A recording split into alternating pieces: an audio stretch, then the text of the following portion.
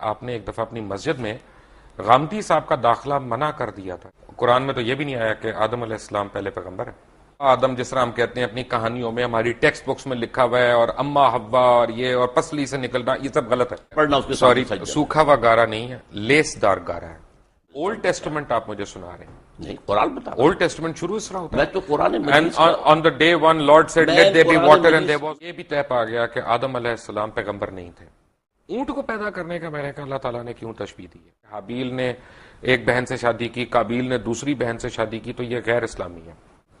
قبلۃ الاول بیت القدس کیسے ہے؟ پوری امت مسلمہ بے وقوفی کی بات کر. تو خانہ کعبہ میں بھی تو 300 بت تھے نا. خانہ کعبہ میں بھی ہم سے پہلے کفار تھے. اگر وہ کل آ جائیں اپنی فردیں نکال کے کہ جناب اب اس کا جو ہے نا وہ ہمارے نام کر دیں رجسٹری، تو ہم دے دیں گے ان کو. میرا تھیسس یہ ہے بہت معذرت کے ساتھ کہ ہمارے تمام علماء دین اکابرین ہمارے، انہوں نے جو ہمارے مائنڈز میں گھوڑ کے پلایا ہوا ہے کہ یروشلم یروشلم، بیت القدس قبلہ اول، یہ سب غلط ہے. اس میں کوئی صداقت نہیں ہے. بیت القدس ہمارا قبلہ اول نہیں ہے. میرے نزدیک آپ بہت غلط بات کر رہے ہیں. قرآن حکیم میں، قرآن مجید میں تو عذاب قبر کا کہیں ذکر نہیں آیا. ایک تو ویسے مجھے آپ سے ڈر لگتا ہے، اوپر سے آپ جو ہے وہ پہن کے بھی سفید سب کچھ آگے ہیں، جیسے کفن باندھ کے آ جاتا ہے آدمی. سر سے نہیں باندھا جی، کفن سر سے نہیں باندھا. یہی تو ہم کہتے ہیں ہمارے علماء جو ہیں وہ خود اپنے سر سے کفن نہیں باندھتے، دوسروں کے بچوں کو بھجوا دیتے ہیں آگے ادھر ادھر. مجھے ایک بات پتا چلی اور بڑے وثوق سے پتا چلی کہ آپ نے ایک دفعہ اپنی مسجد میں غامدی صاحب کا داخلہ منع کر دیا تھا. اس کی کیا وجہ تھی؟ میں نے منع نہیں کیا تھا. اصل میں وہ وہاں آ کر جو ہے کچھ ایسی حرکتیں کرتے تھے کہ جس سے وہاں انتشار پیدا ہوتا تھا.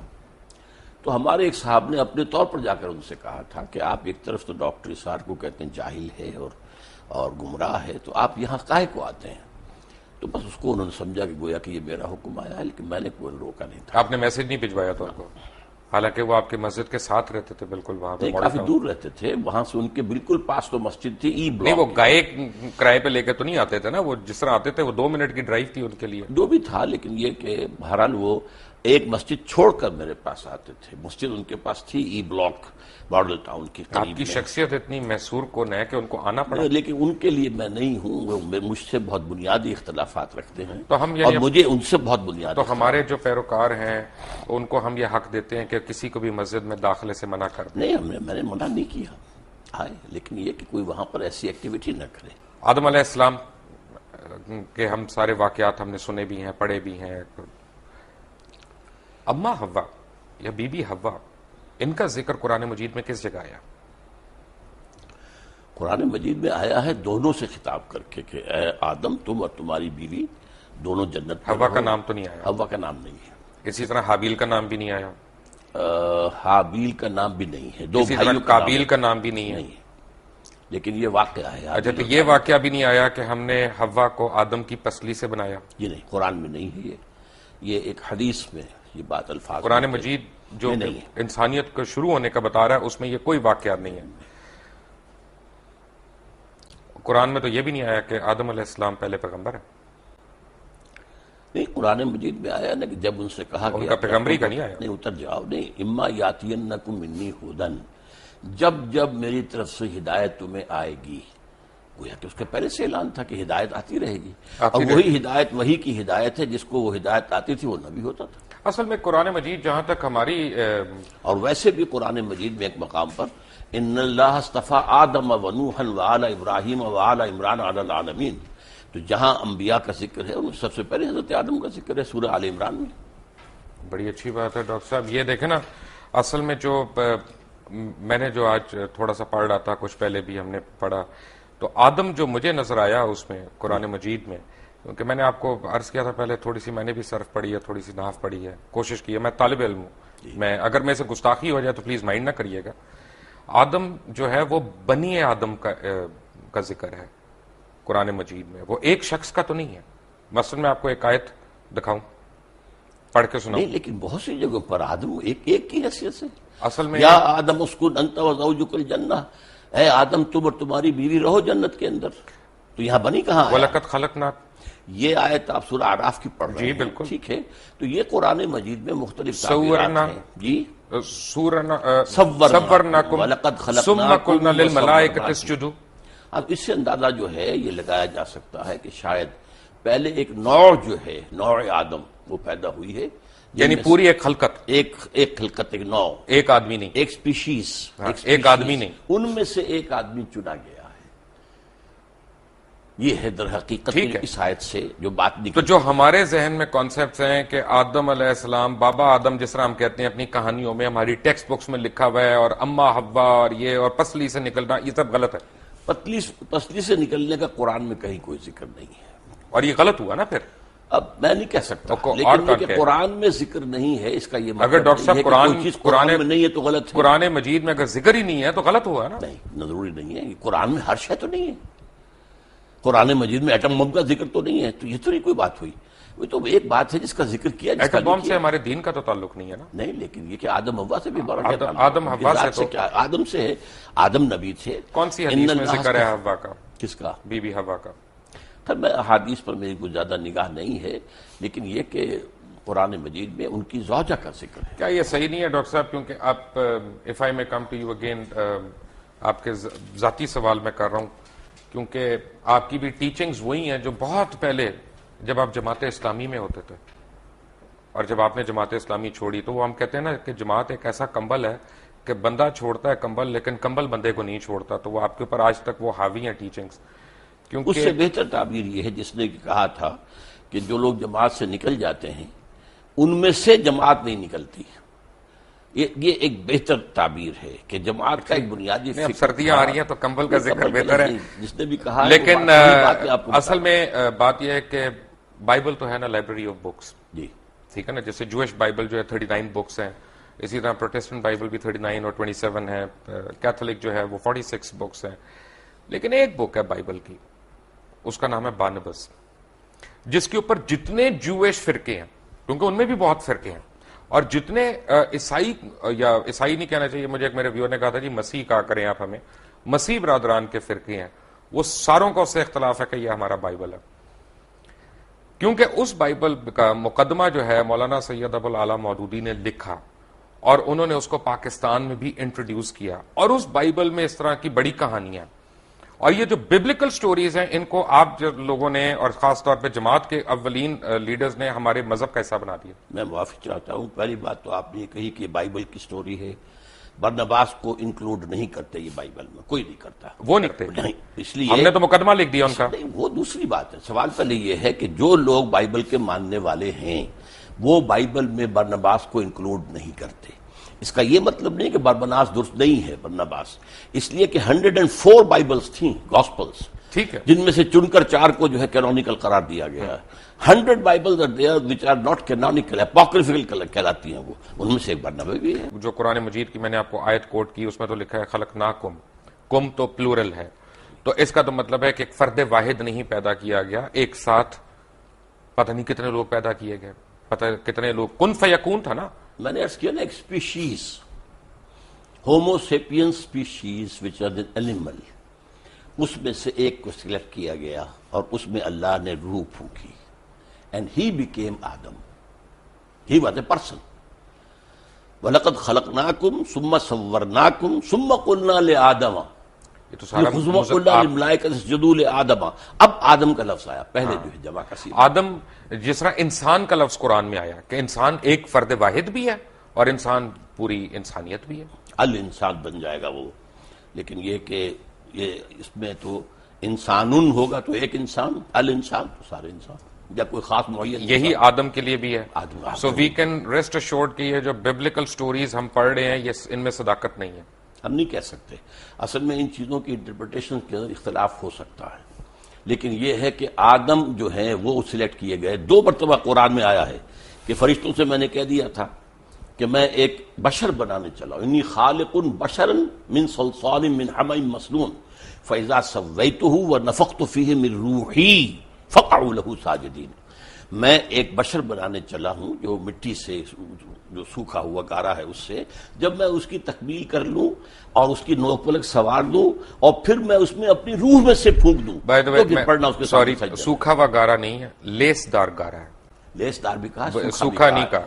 دیکھیے الفاظ کئی آئے ہیں، تراب بھی آیا، صرف مٹی کو کہتے ہیں، تین کہتے ہیں گارے کو، تین لازم وہ ہے جو آپ کہہ رہے ہیں، وہ جو جس کے اندر لیس پیدا ہو جاتا ہے، پھر سلسال وہ سوکھ کر جو کھڑکنے لگے، من حمئ مسنون، کیونکہ اللہ تعالیٰ نے یہ بھی فرمایا نا کہ سب کی شکلیں اللہ تعالیٰ نے مختلف کی، سب کی بولیاں مختلف کی، سب کے اعداد و اطوار مختلف کیے، تو یہ تو نہیں ہو سکتا نا کہ میرا بیٹا جو ہے وہ بالکل مختلف شکل کا ہو، مختلف آپ رنگت کا کا بیٹا تو نہیں، لیکن آپ کا پڑ پوتا سکڑ بوتا ہو سکتا، نہیں، یہ لیکن جس طرح کی ریسز بنی ہیں، چائنیز بھی ہیں، جاپنیز بھی ہیں، by the passage of time, by the passage of time climatic effect ہوئے ہیں، مختلف علاقوں کے اثرات ہوئے ہیں، اس سے یہ ہے کہ شکلیں بدلی، رنگ بدلے۔ انسان کو چھوڑ دیں ایک سیکنڈ کے لیے، اچھا، جانور کیسے آئے؟ جی جانور تخلیق سے آئے، تخلیق سے آئے نا؟ ہاں۔ کیا ہر جانور پسلی سے نکالا گیا؟ نہیں، پسلی سے تو میں نے اس بات کو بھی نہیں مانا، کیا ہر مچھلی پسلی سے نکالی گئی اس کی مادہ؟ نہیں نہیں، بالکل نہیں۔ تو یعنی اس کا مطلب یہ ہے اللہ ڈاکٹر تعالیٰ کی صاحب، تخلیق کا عمل تھا اور اس کے بارے میں ایک ایوولوشنری پروسیس کو مانا جا سکتا ہے۔ میں تھوڑا سا کنفیوز ہو گیا، جی میں اصل میں طالب علم ہوں، میں سیکھنے کی کوشش کر رہا ہوں کہ قرآن مجید جیسا معجزہ ہمارے پاس موجود ہے اور اسٹرینتھ میں ہمیں بائبل کی سٹوریز لینی ہے اس کو انٹرپریٹ کرنے کے لیے۔ بائبل کی سٹوریز کون لیتا ہے؟ قرآن مجید کی ہم کہہ رہے ہیں نا کہ اس کو آؤٹ رائٹلی ہم ریجیکٹ نہیں کر جی، سکتے، آپ نے کہا نا کہ اس کو آؤٹ رائٹلی ریجیکٹ نہیں کر اگر سکتے۔ وہ قرآن کے بیان میں فٹ بیٹھ رہی ہو تو میں نے تو قرآن کا بیان آپ کو سنایا ہے کہ میں جب اس انسان کو تیار کر لوں اور اس میں اپنی روح میں سے پھونک دوں تب گر پڑنا اس کے سامنے سجدے میں، وہ روح جو ہے جس کا خاص تعلق ذات باری تعالیٰ کے ساتھ ہے۔ اچھا، جب یہ سجدے میں گرے تو ملائکہ سارے، جن کا سردار اس وقت ابلیس تھا، تو وہ فرشتہ نہیں تھا، نہیں جن تھا، جن۔ لیکن سردار تو تھا، کان من الجن، سردار بھی ٹھیک ہے، نہیں تھا، لیکن اس وقت اشرف المخلوقات تو تھا۔ اس کو یہ کہا جا سکتا ہے کہ وہ عبادت اور ریاضت اور علم میں نمایاں ہو گیا تھا۔ ابلیس نے سجدے سے انکار کر دیا، جی۔ تو اگر یعنی ٹیکنیکلی میں دیکھوں تو ابلیس شرک سے انکار کر رہا تھا۔ شرک سے انکار کر رہا ہے ظاہری شکل میں، اور اللہ کا انکار کر رہا ہے اس کا حکم نہ مان کر، وہ تو کفر ہو گیا۔ بس تو کفر ہو گیا پکڑ کہاں پہ ہوئی؟ ہے، پکڑ کہاں؟ کفر پر، انکار پہ، یعنی غرور پہ نہیں ہوئی جب اس نے کہا کہ میں مٹی غرور کا کی وجہ سے اس نے انکار کیا نا، اس کے اندر جو ہے ابا واستکبر وکان من الکافرین، اس نے استکبار کیا، اس نے صاف کہا خلقتنی من نار وخلقتہ من طین، بالکل صحیح، خدا تو نے مجھے تو بنایا ہے آگ سے، اس کو بنایا اس کو بنایا مٹی سے، وہ بھی لیسدار مٹی سے، تو طے یہ پایا۔ لیس دار کا لفظ دوبارہ آپ لے آئے، میں نے لے آپ کو آیا۔ بتایا تھا میں کہ لے وہ آیا۔ ایک لفظ ہے، تراب بھی ہے جس کے معنی صرف مٹی ہیں، تین بھی ہے جس کے معنی گارا ہیں، تین لازم کے وہ معنی ہیں جو آپ کر رہے ہیں۔ تراب ہے، ثم قال لہ کن فیکون۔ ہاں، تو لیکن تراب صرف مٹی کو کہتے ہیں، یہ لیسدار ویسدار کہاں سے لے آیا آپ اس میں؟ وہ لیسدار اس میں ہے، تین لازم۔ جو آپ کہہ رہے ہیں وہ سورۃ المومنون میں ہے، 12 نمبر آیت میں ہے کہ ہم نے انسان کو مٹی کے سط یا جوہر سے، اسے سوکھی مٹی سے اسے بنایا۔ من سلالۃ من طین، جی، اور سورہ سجدہ کی آیت نمبر 7 میں بتایا گیا ہے کہ جو بھی چیز اس نے بنائی خوبی بنائی، اور انسان کی تخلیق کی ابتدا مٹی کے گارے سے ہوئی، گارے سے، تین، ٹھیک ہے نا؟ ابھی اس میں لفظ لیس نہیں آیا، آپ نہ ایڈ کیجئے لیس اس میں، لیس آئی سورہ صفت میں، ٹھیک ہے، آیت نمبر 11 میں۔ صفت کوئی صورت نہیں ہے قرآن کی، صاف صاف، سوری، میں آپ سے سیکھنے کے لیے تو بیٹھا ہوں یہاں پہ، میں سکھا رہا ہوں نا، میں بھی سکھاؤں گا آخر، بالکل آپ سکھاتے جائیں، ہم سیکھتے جائیں گے۔ Yes، تو اس کا مطلب ہے کہ غرور اللہ کو نہیں پسند۔ بالکل نہیں پسند۔ تو جب ہم یہاں پہ بیٹھتے اللہ کے حکم سے انکار اللہ کو پسند نہیں ہے، اللہ کے حکم کے غرور تابع ہو گیا ہونا چاہیے۔ غرور تھا، حسد تھا، اس لیے کہ وہ سمجھتا تھا کہ میں اعلیٰ ہوں۔ حسد تو بڑی عورتوں والی صفت ہو گئی۔ نہیں، مردوں میں بھی ہوتی ہے، اچھا، تمام یہودیوں کے بارے میں قرآن کہتا ہے حسدم من انفسہم، اے مسلمان جو تم سے حسد کی بنیاد پر یہ چاہتے ہیں کہ تم سے یہ نعمت جو ہے اسلام کی وہ چھن جائے۔ اصل میں تو وہ بھی مسلمان ہی تھے، لیکن انہوں نے حضور کو ماننے سے انکار کیا۔ بالکل، یہودی اور عیسائی یہ سارے مسلمان ہی تو تھے، اپنے کیونکہ دین ابراہیم ہے۔ اپنے اپنے وقت کے مسلمان تھے۔ یہ بڑی اچھی آپ بات بتا رہے ہیں، مجھے آنیسٹلی مجھے جو ہے نا اس کا تو یہ طے پایا کہ جب اللہ تعالیٰ نے کائنات کی تشکیل دی تو نہ صرف بنی نوع انسان بلکہ تمام جانور، جرند، پرند جتنے بھی ہیں وہ نر اور مادہ جوڑوں میں اس نے پیدا کیے۔ یہ بیک وقت نہیں ہے، اس کے اندر ایک ایوولوشن ہو سکتا ہے، لیکن کن فیکون ہے نا، کن فیکون، اس کے بیچ میں ہمیں یہ نہیں پتا گیپ کتنا ہے۔ ہاں، تو یہ ایسا نا کن فیکون بھی قرآن میں آتا ہے اور یہ بھی آتا ہے 6 دنوں میں پیدا کیا، وہ تو بائبلیکل اس ڈیز، کائنات کو قرآن میں ہے، बिब्लिकل डेज की बात कुरान में है 6 लेकिन आसमानी दिनों की बात कुरान नहीं है। जो भी कहा जाए 6 दिन तो उनकी ड्यूरेशन का नहीं पता आपको? ड्यूरेशन नहीं तो कोई ना कुछ तो ड्यूरेशन होगी। 6 दिन कम से कम 24 घंटे वाले होंगे या 24,000 घंटों वाले होंगे, कोई दिन तो होंगे ना। इसलिए देखिए 2 चीजें हैं, एक आलम अम्र है, एक आलम खल्क है। आलम अम्र में अल्लाह का हुक्म है कुन फयकून, जो कहता है फौरन हो जाता है। Time is not involve at all, process is not involve either, no time, no process भी नहीं है। प्रोसेस तो यही अल्लाह के कह। और एक है खल्क, खल्क में ऑलवेज टाइम इज इन्वॉल्व। आसमान और जमीन 6 दिन में पैदा किए, बच्चा मां के पेट में 9 महीने में। सर ये तो ओल्ड टेस्टामेंट आप मुझे सुना रहे हैं। नहीं, कुरान बता। ओल्ड टेस्टामेंट शुरू इस तरह होता है। मैं तो कुरान में And on the day one Lord said let there be water and there was water. On the day two Lord said let there be light and there was light. मैंने तौरात पढ़ी भी नहीं है ज्यादा, लेकिन ये कि मैं समझता हूं कि बहुत सी चीजों में इत्तेफाक वैसे हमें पढ़नी चाहिए तौरात। ठीक है। तौरात भी अल्लाह की किताब है, हमारी किताब है। हम why do we have to be absolved from it? नहीं, हम ये नहीं कहते, लेकिन ये ज्यादा जिसको मैं कह रहा हूं मेरा मौजूद नहीं हम है। और ऐसी, लेकिन मैंने जो कुछ पढ़ा है तो मुझे उसके अंदर कोई तजाद नजर हम नहीं और आया। ऐसी पढ़ एक ही बात की तजाद नजर आया। बाइबल कहती है कि अल्लाह ने 6 दिन में कायनात बनाई, 7वें दिन आराम किया। कुरान कहता नहीं, वमा मस्सना मिन लुगूब वलक़द खलक़ना समावाति वल अर्ज़ वमा बैनहुमा फी सित्तति अय्यामिन वमा मस्सना मिन लुगूब। हमने 6 ही दिनों में आसमान और जमीन को पैदा किया, लेकिन हमें कोई थकान नहीं हुई कि आराम की जरूरत है। राइट। ये भी तय पा गया कि आदम अलैहिस्सलाम पैगंबर नहीं थे। किसने कह दिया आपसे? कहां पे से? मैंने तो कहा, सूरह आल इमरान की आयत का हवाला आपको दे रहा हूं। इन्नल्लाह अस्तफा आदम व नूहन व आला इब्राहीम व आला इमरान अलल आलमीन। ये तमाम सिलसिले जो अंबिया के हैं उनमें सबसे पहले नाम आदम का है। आदम का है, लेकिन आदम वो फर्स्ट आदम नबी। वो उस मखलूक में से एक शख्स चुना निकला गया। गया, फिर उसके बाद उनकी औलाद होनी थी। ठीक जमीन पे है। भेजा। ब्रेक में आपसे बात कर रहा था सूरह गाशिया की एक आयत की। मैं आता हूं अपने असल मौजू की तरफ। बेटे कल मैं इस पे गौर कर रहा था। आप मुझे तस्हीह करते जाएं अगर मेरी वो आयत जुबानी मुझे सही याद ना हो। अफला यंजुरूना इलल इबिल इलल कैफ इबली खुलिकत कैफ खुलिकत। व इलस समाई कैफ रुफिअत। नहीं, मैं यहीं तक खुलिकत तक, क्योंकि ये बड़ी एक मेरे लिए माना खेज आयत थी, क्योंकि पढ़े तो हमने कई दफा है, लेकिन कल जब मैं इसका तर्जुमा भी देख रहा था तो मैंने कहा अल्लाह ताला ने इसमें जैसे कहा कि जी हमने क्या तुमने देखा नहीं, हमने ऊंट को पैदा किया, कैसा बनाया। तो ऊंट को पैदा करने का मैंने कहा अल्लाह ताला ने क्यों तशबीह दी है? इसलिए दी है कि अरब जो है वो जिस चीज से वाकिफ था और जिससे दिन रात उसका वास्ता था, उसके अंदर जो हिकमत तख्लीक है अल्लाह की, सेहरा का जहाज उसे कहते हैं।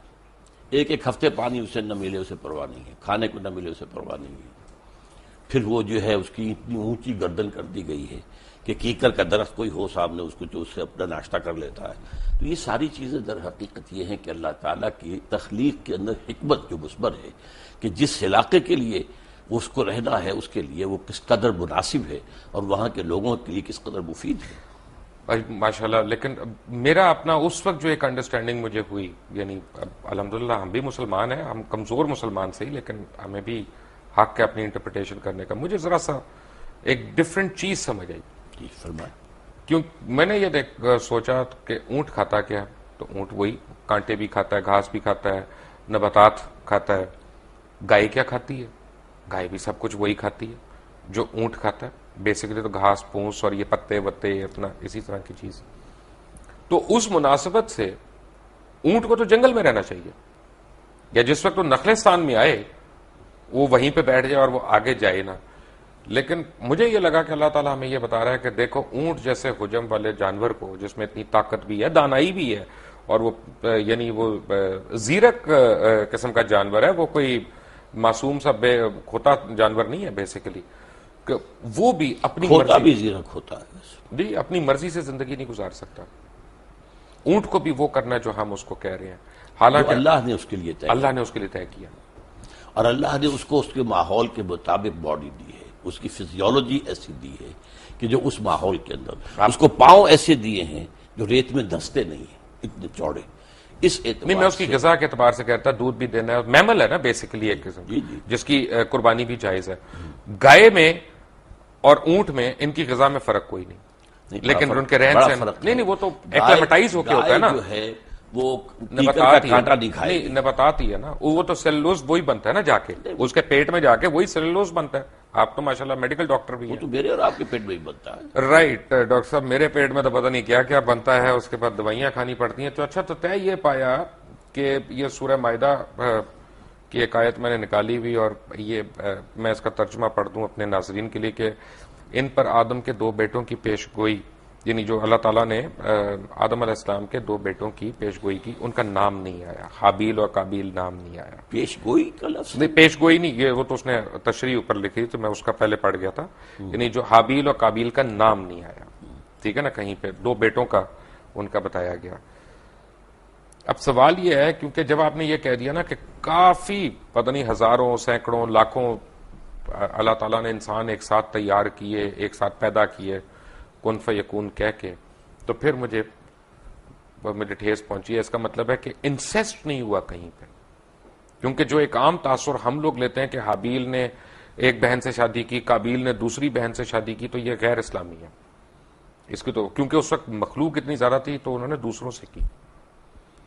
پہلی بات تو یہ ہے کہ یہ بات قرآن میں نہیں ہے، البتہ احادیث میں ہے، اور ظاہر بات ہے کہ یہ انسیسٹ کب جا کے حرام قرار دیا گیا، اور جب تک حرام نہیں قرار دیا گیا اس وقت تک اللہ کی طرف سے جائز تھا تو ٹھیک تھا۔ ویسے یہ جان لیجئے کہ جو میں نے کہا تھا کہ ایک پوری سپیشیز تیار کی گئی ہے، اس میں سے ایک پرسن آدم ہے، اس کے بعد نسل آدم کی چلیے، باقی سپیشیز پوری جو ہے ختم ہو گئی، ٹھیک ہے، جیسے ڈائناسورس ختم ہو گئے وہ سپیشیز ختم ہو گئی، ان کی اب نسل میں اب ظاہر بات ہے کہ اس میں بیٹا بیٹی ہو رہے ہیں، اب اس کو آگے کیسے چلنا ہوگا، بالکل صحیح کہہ رہے ہیں تو یہ ایک ایکسیپشن ہے۔ ڈاکٹر صاحب۔ پہلے نبی، پہلے پیغمبر سے ہم پہلے قبلے پہ آ جاتے ہیں، قبلۃ الاول بیت القدس کیسے ہے؟ نہیں، یہ مغالطہ ہے لوگوں کو، اس کو کہہ دیا جاتا ہے صرف اس لیے کہ حضور نے مدینہ تشریف آوری کے بعد 16 مہینے بیت المقدس کی طرف رخ کر کے نماز پڑھی ہے، اس کے بعد تحویل کا حکم آیا، لیکن قبلہ اول ہمیشہ سے کعبہ ہی تھا۔ تو ہم کیوں اس کو کہتے ہیں؟ وہ تو ایک درمیانی طور کے لیے اللہ تعالیٰ کا حکم تھا۔ نہیں، تو اس کا مطلب پوری امت مسلمہ بے وقوفی کی بات کر رہی ہے؟ نہیں، بالکل نہیں کر رہی، سب مانتے ہیں کہ قبلہ اول سب سے ان اول بیت وضع للناس الذی ببکہ تھا، پہلا گھر اللہ کی عبادت کے لیے جو بنایا گیا مکہ میں بنایا گیا، سمجھے آپ، وہ یہ خانہ کعبہ ہے، مکہ بکہ ایک سیم ورڈ ہے یہ، سمجھے آپ، تو اول بیت وضع للناس الذی ببکہ، اور یہ آدم کی جو یہ سورہ آل عمران کی 3 آیت ہے، نہیں تیسری تو خیر نہیں، تیسری نہیں، غلط کہہ رہے ہیں آپ، نہیں، آیت نمبر 96 ہے، سوری 96، مائی مسٹیک، میں نے وہ لکھا تو مجھے پورا یاد نہیں ہے آیت نمبر، لیکن یہ کہ ان اول بیت، اصل میں اس کے بعد ویسے بھی اصل جو تاریخ ہے وہ یہ کہ حضرت آدم نے بنایا تھا، اس کے بعد طوفان کی زد میں آ کر یہ ختم ہو گیا تھا، صرف بنیادیں رہ گئی تھی، پھر حضرت ابراہیم کو اللہ نے وہ بنیادوں کا جو ہے علم دیا، وہاں سے آپ نے اور اسماعیل نے اس کی تعبیر کی ہے، تو یہ وہ ہے کہ اس کے بعد سے وہ گھر اچھا، جو پڑھنے میں آیا وہ یہ ہے کہ صفائی کی ہے، اس کی کلیننگ کی ہے، تعمیر اس کی یعنی چھت کی ہے، دیواریں تو قائم تھی۔ یرفع ابراہیم القواعد من البیت، جبکہ اٹھا رہے تھے ابراہیم اور اسماعیل اس گھر کی دیواریں، اس میں صرف بنیاد رہ گئی تھی اور اس کا اور کوئی نشان نہیں تھا۔ تو اس کا مطلب ہے کہ اگر ہم بیت القدس کو قبلہ اول کہتے ہیں تو ہم غلط کہتے ہیں؟ غلط کہتے ہیں، بیت المقدس جو ہے تو یہ ہمارے علماء کیوں نہیں بتاتے لوگوں کو، کیوں ہم جہالت کی طرف ڈالتے ہیں؟ یہ میرے خیال میں تو بتاتے بھی ہیں، کہاں بتایا؟ بتاتے ہیں، اصل میں ایک بات کہنے میں آ جاتی ہے، ورنہ اب تو 16 مہینے حضور نے اس کی طرف رخ کر کے نماز پڑھی، پھر جو ہے تبدیل ہوا ہے، اس حوالے سے کہہ سکتے ہیں اس پہ کہ بھی مکی دور، مدنی دور میں قبلہ اول جو ہے وہ بیت المقدس تھا، جس کی وجہ سے مسجد قبلتین سعودی عربیہ میں ہے، ٹھیک ہے نا۔ اب یہاں پہ بھی ایک تھوڑا سا میں سمجھنا چاہ رہا ہوں، بیسیکلی قبلے کا لفظی مطلب کیا؟ رخ، قبلے کا مطلب رخ ہے، تو اگر میں نے آپ کی طرف رخ کیا ہوا ہے تو آپ میرا قبلہ ہو گیا؟ کہتے ہیں ہم قبلہ کعبہ، اپنے بزرگوں کو کہہ دیتے قبلہ کعبہ۔ اچھا، میری انڈرسٹینڈنگ ذرا سی ڈفرینٹ ہے، جی، میری انڈرسٹینڈنگ میں ایمان کا رخ جو ہے وہ قبلہ، نہیں تو خیر آپ فزیکل رخ نہیں، جو چاہے آپ کر لیں، میں روکتا یعنی آج میں کلمہ پڑھ لیا، جو ہے اگر میں نے آج کلمہ پڑھ لیا تو آپ یہ کہہ سکتے ہیں آج اللہ تعالیٰ نے اس کا قبلہ درست کر دیا۔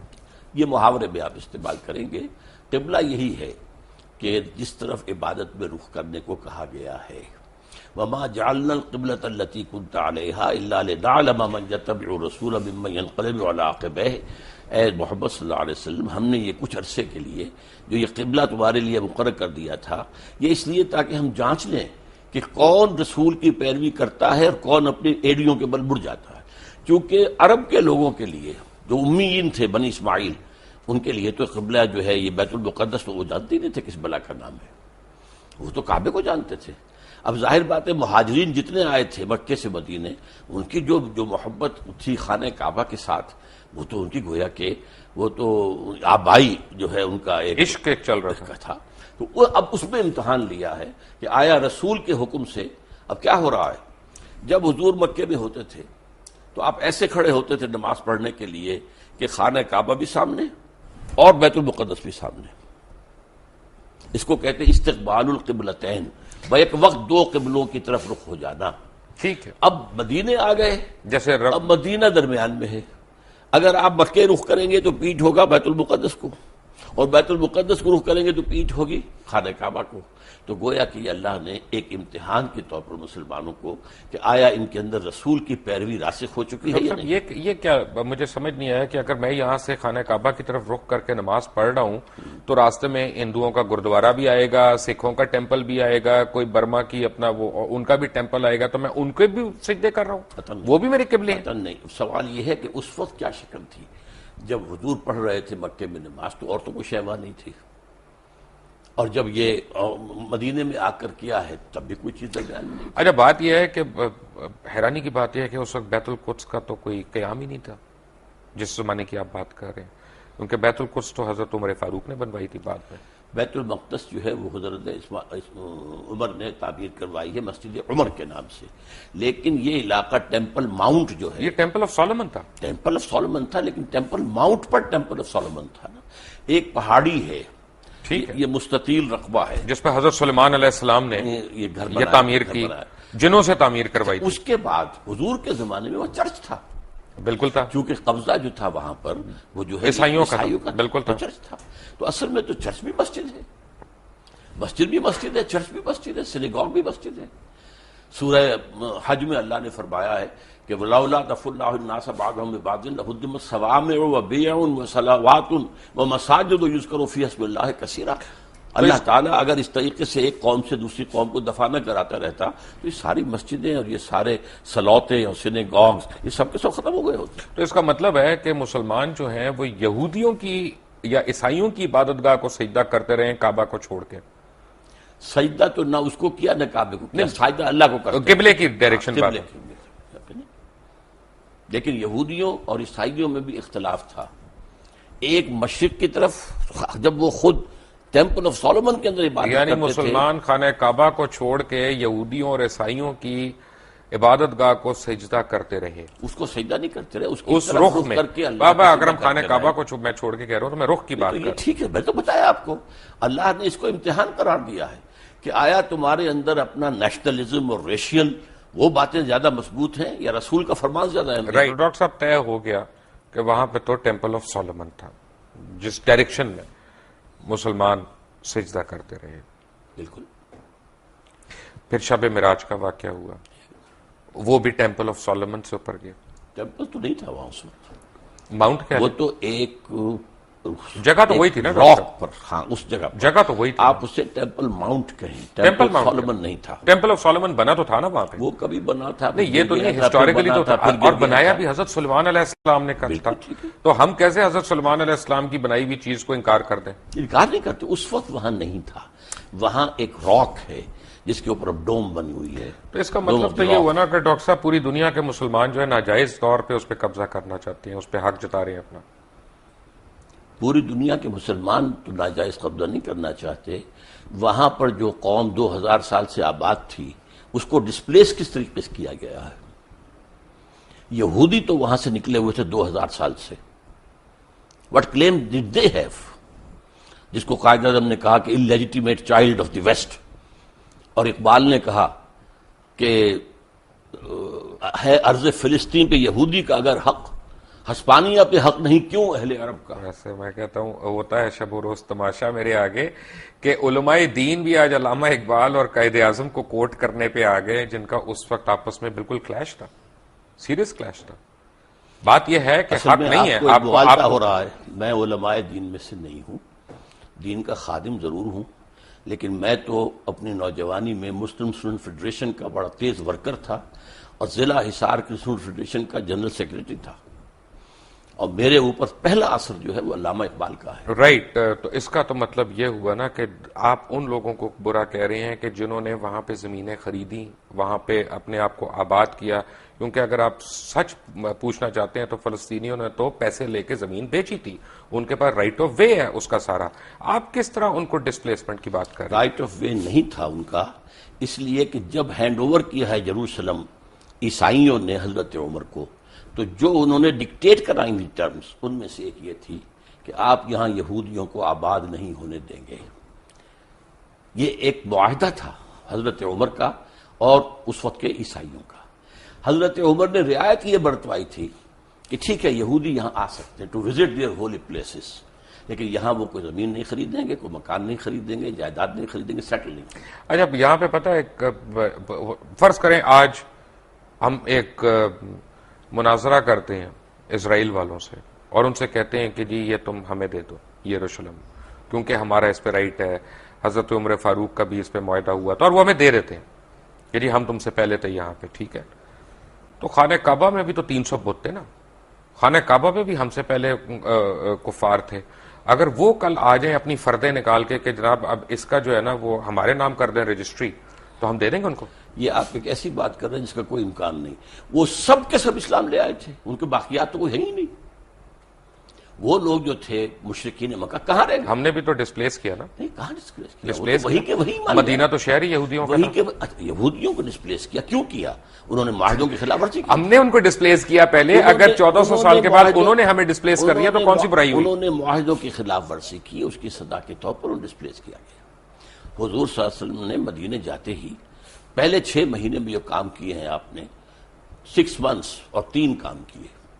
نمبر 1 مسجد نبوی کی تعمیر، نمبر 2 یہودیوں کے ساتھ معاہدہ کر کے جکڑ لیا کہ اگر ہم پر حملہ ہوگا مدینے پر تو جوائنٹ ڈیفنس کریں گے ہم مل کر، اور نمبر 3 مہاجرین اور انصار کی آپس میں مواخات. یہ 3 کام. لیکن اس کے بعد یہودیوں نے آنر کیا اور مسلمانوں نے آنر نہیں کیا. جب اپنا کروسیڈ شروع ہوئی ہے یروشلم کے اوپر عیسائیوں نے حملہ کیا تو انہوں نے مسلمانوں سے زیادہ تعداد میں یہودیوں کو قتل کیا. عیسائیوں نے مارا نا، عیسائیوں نے مارا، آپ جو بات کر آپ نے رہے ہیں، ان کو پہلی سپورٹ نہیں کیا، آپ آپ نے مدینے سے یہودیوں نکل کی کر- ایگزٹ کلوز وہاں پہ لے لی اپنے اس تو آپ نے خود بیان کی تھی نا کہ آپ نے ڈسپلیس کیا انہیں. ہم نے ڈسپلیس کیا کیوں کیا؟ کس لیے کیا کہ انہوں نے خلاف ورزی کی. کوئی خلاف ورزی نہیں کی. اب آپ کی تو ڈاکٹر صاحب یہ تو مجھے انہوں نے بتائیں جو نا معاہدہ کون کیا تھا اس کی خلاف ورزی کی. معاہدے تو ہم نے بھی کئی خلاف ورزیاں کی ہیں. اب یہ تو خیر زرداری صاحب نے عبداللہ کی ہے. بن ابی تو مسلمان تھا، عبداللہ بن ابی یہودی تو نہیں تھا. تو اسے کیا کہا ہے؟ نہیں اس نے کافی منافق نہیں تھا، منافقوں کا منافق سردار تھا، نہیں لیکن تھا. اس کو کیا کیا وہ اسلام ہم سے بڑا منافق کون ہے دنیا کون میں؟ ہے؟ لیکن یہ کہ اس کو کیا کیا حضور نے؟ قتل کیا، اس کو مارا، نہیں اس کی نماز جنازہ نہیں پڑھائی. پڑھائی. کون کہتا نہیں پڑھائی؟ اللہ تعالیٰ کا پھر You حکم don't know ہے. it. اللہ تعالیٰ نے پھر کہا کہ یہ اچھا نہیں کیا، بعد میں کہا. بعد میں کہا. ٹھیک ہے، اسی لیے تو آپ سے میں پوچھ رہا ہوں، ہاں، اسی لیے تو آپ سے میں پوچھ رہا ہوں. پوچھنے کے رکھیے پھر. لیکن اس کا مطلب ہے کہ ہمارا رائٹ تو کوئی نہیں ہوا نا کس پر؟ بیت القدس پہ. بیت القدس پر یہ اخلاقی کہ رائٹ جو ہے نا. وہاں کے لوگ ہیں ان کا رائٹ ہے، ان کو جو ہے وہاں سے ڈسپلیس کیا گیا ہے، زیادتی کی گئی ہے. اس حوالے سے تو یہ تو آپ ایک ہیومنٹیرین بیسس پہ کہہ رہے ہیں نا. humanitarian انسانی حقوق سوال کے اوپر یہ کہہ ہے رہے کہ ہیں. یہ جو اب یہودیوں نے اپنا پورا زور لگایا تھا، آپ معلوم ہوگا سلطان عبدالحمید خان وہ بہت زیادہ مقروض تھا، بہت مقروض تھا، اور یہودیوں نے آفر کی تھی کہ آپ سارا قرض آپ کا ادا کر دیتے ہیں، آپ ہمیں وہاں آباد ہونے کی اجازت دے دیں. انہوں نے انکار کر دیا کہ جو معاہدہ عمر سے ہوا تھا رضی اللہ تعالیٰ عنہ، میں اس کی خلاف ورزی. لیکن اس کے بعد فلسطینیوں نے اپنی زمین بیچی وہاں پہ. تو یہ کہ جب وہاں پر بالفور ڈکلیریشن کے ذریعے سے انہیں حق دیا گیا ہے تب وہ آئے ہیں نا وہاں پر. بھائی وہ اور بیچی بھی فری ہے. تو نہیں آئے، وہ یہاں پہ ایسے تو نہیں کہ ایم این اے نے قبضہ کر لیا پلاٹ کے اوپر. کیے ہیں، یہ نہیں بھی کیے، یہ بھی کیے. ڈاکٹر صاحب انہوں نے پیسے دیے، ان کے پیسے پاس بھی فردیں دیے. موجود ہیں، نہیں، کیا نہیں، باتیں کر قبضہ رہے بھی ہیں؟ کیا. ملکیت ہے ان کے پاس. پرانے لے کر نکل آئے اپنے پاس 2500 پرانے ڈاکومنٹس کے، یہ تو ہماری جگہ تھی. کون ان کو روکنے والا تھا وہاں پر؟ یہ ضرور ہے، یہ بھی کیا ہے شروع میں جو آپ کہہ رہے ہیں کہ ایک شخص سے کہا گیا کہ آپ کا مکان کیا ہے، اس نے کہا 2 چلیں لاکھ اس کا مطلب ہم 3 لاکھ ہے، دیتے ہیں. اس کا مطلب ہے کہ ہمارا اخلاقی سٹینڈ ہے، دینی سٹینڈ کوئی نہیں ہے فلسطین پہ، یروشلم پہ. آپ اخلاق کو دین سے علیحدہ کیوں کرتے ہیں؟ میں اس لیے علیحدہ کر رہا ہوں کیونکہ قرآن مجید میں کہیں پہ بھی ایک بھی آیت یروشلم کے حق میں نہیں آئی. اس نے یہ نہیں کہا کہ یروشلم تمہارا قبلہ ہے یا قبلہ تھا یا قبلہ ہوگا کبھی یا تمہاری اس میں ملکیت ہے. اسے کہا گیا اور ہے بائبل میں ایک بھی جگہ خانہ کعبہ کا ذکر نہیں آیا. اس کو چھوڑیے آپ، بکہ کے لفظ جو وہ لائے ہیں وادی بکا بنا دی ہے، وہ بکہ ہی تھا وہاں پر، لیکن یہ کہ قرآن مجید تو کہتا ہے سبحان الذی اسریٰ بعبدہ لیلا من المسجد الحرام الی المسجد الاقصی الذی بارکنا حولہ. یروشلم کے آس پاس کو ہم نے مبارک بنایا ہے، بابرکت بنایا ہے. آپ نے اس کو بابرکت بنایا ہے، لیکن یروشلم کو قرآن نے اون نہیں کیا. قرآن مجید میں کسی جگہ اونرشپ نہیں ہے یروشلم کی. کس کے لیے؟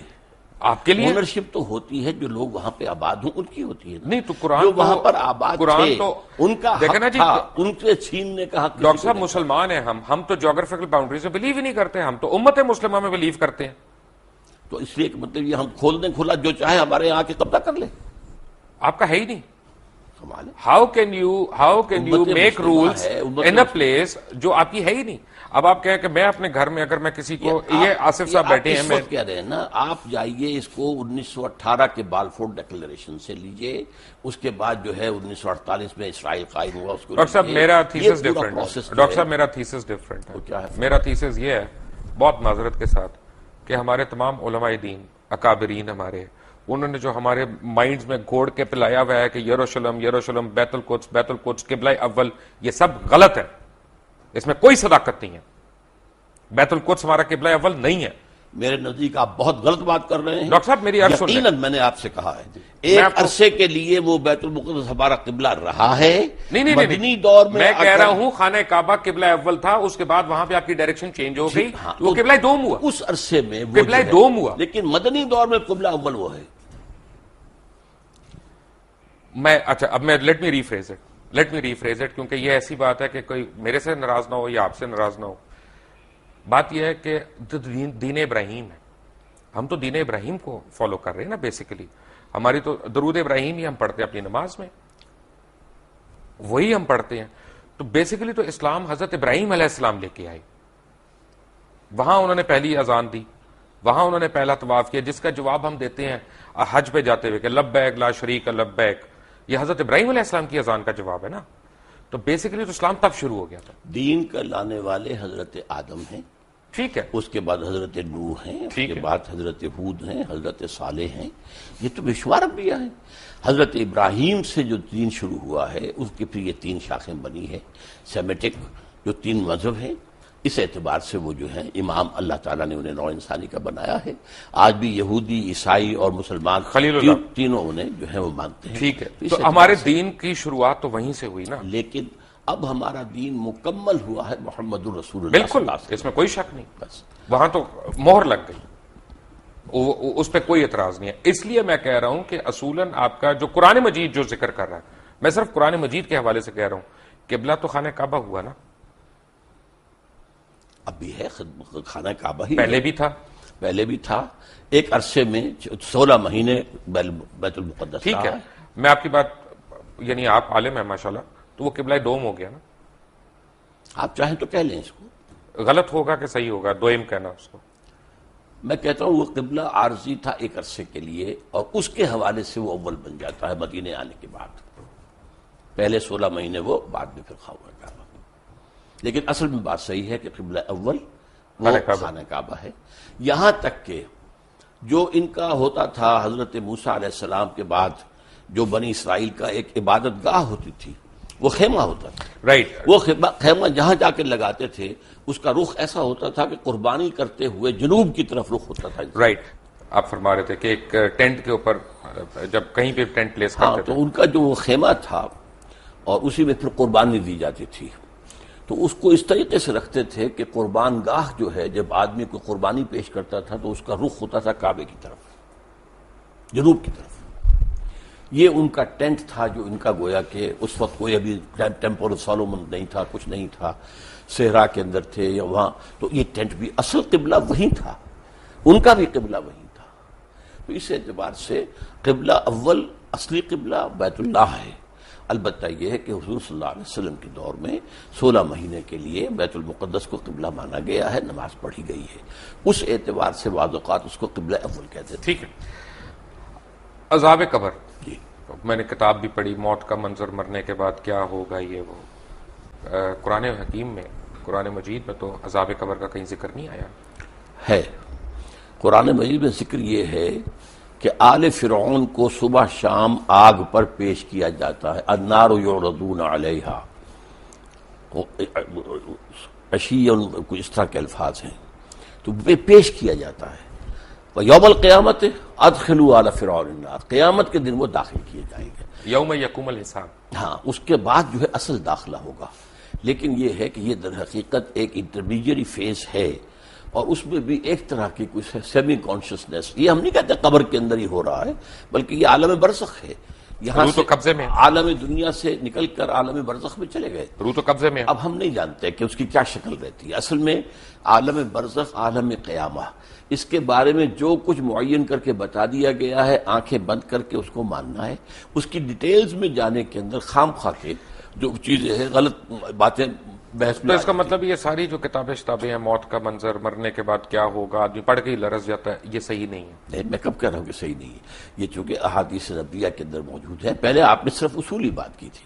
میں نے کہا تھا کہ اس کے اندر ہے، تو قرآن مجید میں یہ بھی ہے کہ یضاعف لہ العذاب یوم القیامہ، قیامت کے دن عذاب دگنا کیا جائے گا. یضاعف لہ العذاب یوم القیامہ سورہ الفرقان کے اندر ہے. اس کا مطلب ہے کہ قیامت سے پہلے بھی عذاب کی کیفیت ہے. اس کو میں اس طرح بیان کیا کرتا ہوں کہ آپ اگر دیکھیں کسی شخص نے امتحان دیا ہے اور اب اسے معلوم ہے کہ میں جو کچھ کر کے آیا ہوں، تو رزلٹ ڈکلیئر نہیں ہو رہا، پہلے جان سوکھ رہی ہوتی ہے اس کی کہ جو بھی نتیجہ نکلنا مجھے تو معلوم ہے. اسی لیے کہا گیا قرآن مجید میں وجوہ یومئذ ناظرۃ الی ربہا ناظرہ ووجوہ یومئذ باسرۃ تظن ان یفعل بہا فاقرہ. بہت سے چہرے اس دن جو ہے تر و تازہ ہوں گے، اپنے رب کی رحمت کے امیدوار ہوں گے. بہت سے چہرے سوکھے ہوئے ہوں گے، انہیں اندیشہ ہوگا کہ اب ان کے ساتھ کمر توڑ دینے والا سلوک. لیکن یہ بھی ہوگا کہ کوئی کسی کو پہچانے گا نہیں، کوئی رشتہ کسی کو نہیں پہچانے گا. نہیں، کس نے کہا ہے؟ پہچانیں گے لیکن کوئی کسی کی مدد کو نہیں آئے گا، اون نہیں کرے گا، کوئی مدد کے لیے نہیں، بلکہ یہ کہ سب کو اپنی پڑی ہوگی، نفسی نفسی.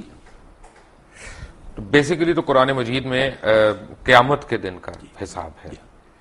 تو قبر کے اوپر ہماری قیاس رہی ہیں کہ کیا کیا ہو سکتا ہے. اس کے بارے میں بتانا، یہ عالم برزخ، آپ لفظ قبر کہیں. اب ایک شخص سمندر میں ڈوبنے وجہ قبر تو نہیں ہے. میں لیٹ می ریفریز، کیونکہ میرے پاس الفاظ کم ہے اصل میں. عالم برزخ میں تو آپ کی روح قید ہے. جی، آپ کی روح جو ہے وہ عالم برزخ میں قید ہے، لیکن آپ کا جسم جو ہے وہ تو قبر کے اندر ہے. ہم نہیں کہہ سکتے. عالم برزخ میں انسان ہے، اور وہ کس کیفیت میں وہ ہم نہیں جانتے.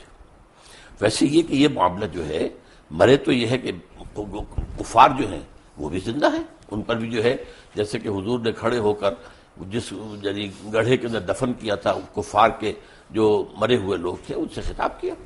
تو اس حوالے سے یہ ہے کہ وہ بھی ہیں، لیکن ان کے لیے کچھ اور ہے عالم برزخ، اہل ایمان کے لیے کچھ اور ہے. اچھا، یہ کمنگ بیک، میں اس کے پارٹ 2 میں آ رہا ہوں کہ ہم بنی اسماعیل کا بھی ذکر نہیں ہے کہیں پہ قرآن میں. بنی اسرائیل کا ہے، بارہا ہے. آل یعقوب کی جب ہم بات کرتے ہیں تو اس میں بنی اسماعیل کو الگ تو نہیں کیا ہوا. آل یعقوب میں تو ہے ہی نا، بنی اسماعیل نہیں ہے. آل یعقوب میں تو نہیں ہے نا. حضرت ابراہیم علیہ السلام، اسحاق دوسرے بیٹے جی، اور اسماعیل سے جو ہے وہ جو ہے یعقوب ہیں، اور یعقوب کے 12 بیٹے ہیں، وہ بنی اسرائیل بنے. تو بنی اسماعیل کا تو ذکر نہیں ہے. بنی اسماعیل نہیں ہے، لیکن یہ کہ اسماعیل کا ذکر تو بار بار قرآن میں آیا، بار بار آیا. نہیں، اسماعیل کا نہیں، میں بنی اسماعیل کی بات کر رہا ہوں، جیسا بنی اسرائیل کا ذکر ہے. اسماعیل کو پھر قرآن مجید نے ایک نام اور دیا ہے، امیین. ٹھیک ہے.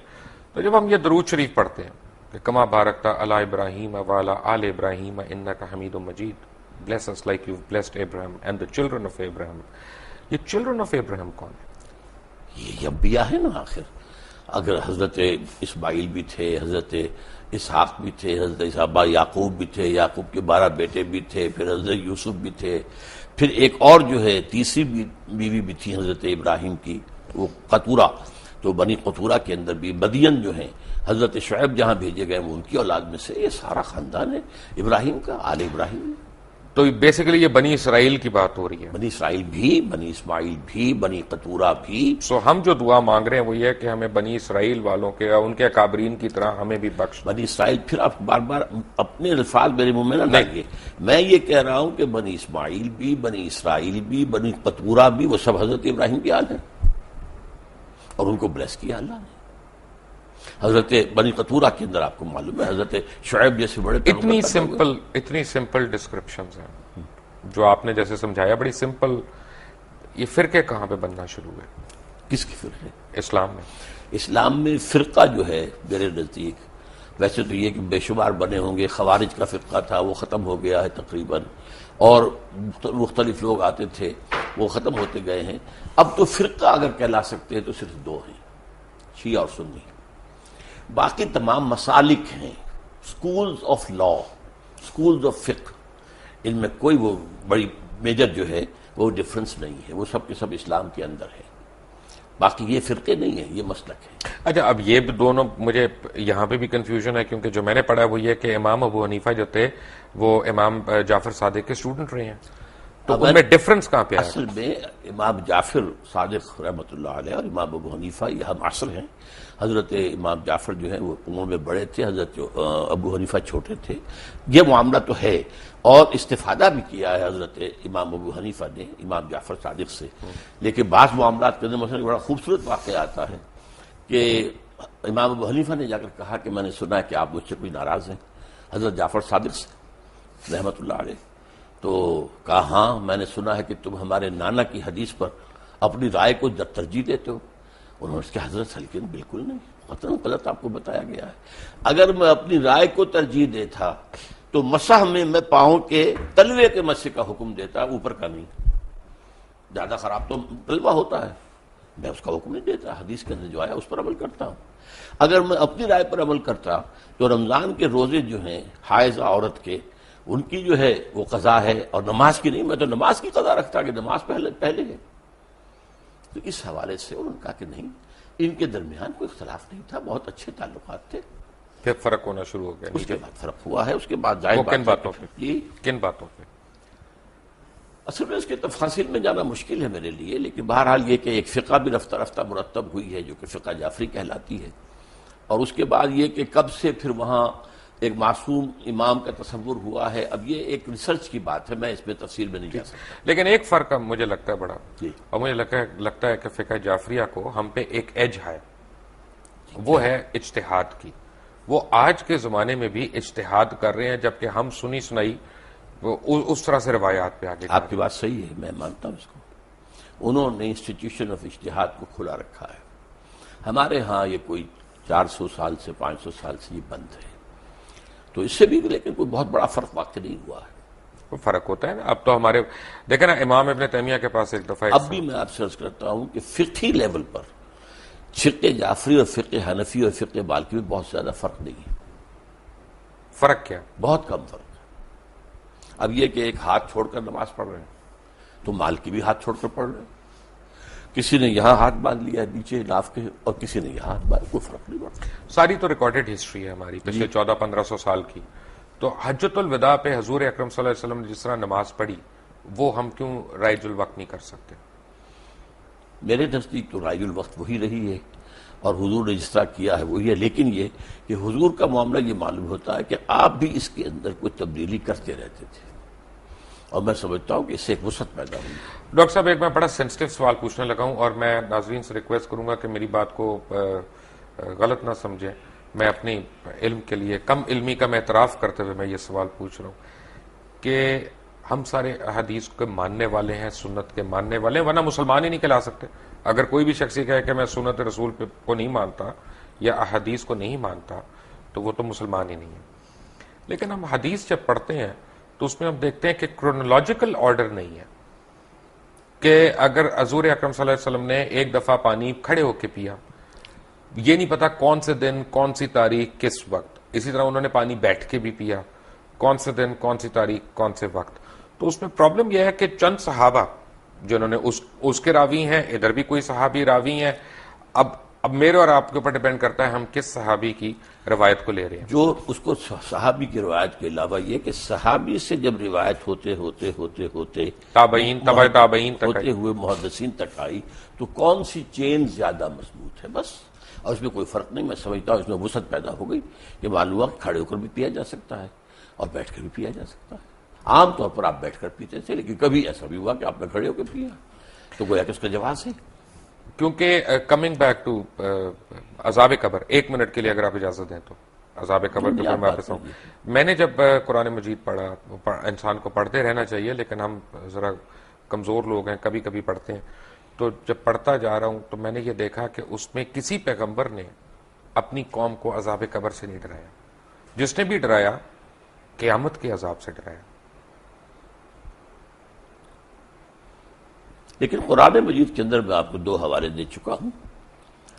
تو یہ کہ یضاعف لہ العذاب یوم القیامہ، قیامت کے دن عذاب دگنا کر دیا جائے گا ان کے لیے، گویا کہ پہلے بھی عذاب کی کوئی شکل تھی. اور یہ کہ آل فرعون جو ہے صبح شام آگ پر پیش کیے جاتے ہیں، دکھا دی جاتی کہ یہ ہے تمہاری آخری منزل. لیکن قیامت کے دن پھر ان کو کہا جائے گا یوم القیامت ادخلوا آل فرعون النار. ٹھیک ہے، جب ہم پیغمبر اسلام کو ہم فالو کرتے ہیں ان لیٹر اینڈ ان اسپرٹ، اصل میں قرآن مجید میں دوسرے پیغمبروں کی بہت زیادہ تفصیلی تعلیمات آئی نہیں ہے. اصل میں جو ہے معاملہ ان کا توحید، رسالت، آخرت، اس کے اوپر زور تھا.